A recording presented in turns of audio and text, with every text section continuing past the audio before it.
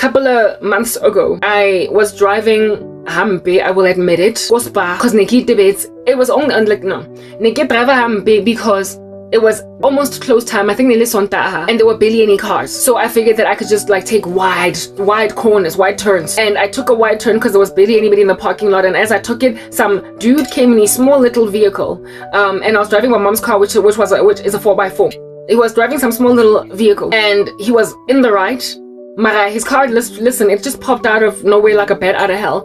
And so having taken that wide turn, I was essentially low-key in his lane.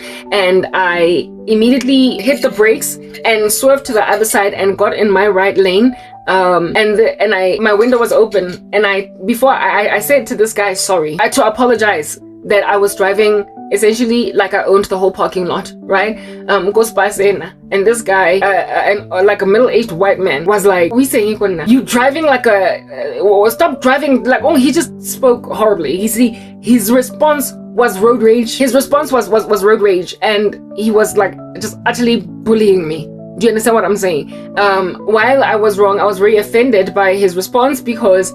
Listen, I got that I was wrong and I tried to say I'm sorry. And as soon as I said I'm sorry, right? And my heart was so broken, and all that was going on in my head after my heart being broken was, if at all, the person in the driving seat of this here 4x4 was a big chunky man. That scrawny little middle-aged white man would not have been so quick. And I was like, God, why didn't you give me a husband? Look at people, they're out here bullying me, they're treating me like trash. That man would have just embraced my husband's or a man's apology, who would realize what he's taking a wide turn because parking lot is open here available this one car again laning.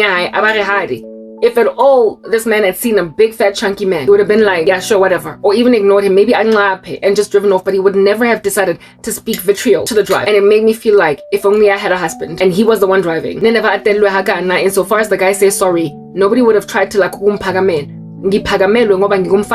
and that day I was like, what I said to myself was that Musadi onangle monna onali siriti, she's got automatic protection. Yeah, alright. I told you that to help you understand that I could never ever win any kind of respect from some vitriolic monstrosities in the streets. Lesbians pumanigi.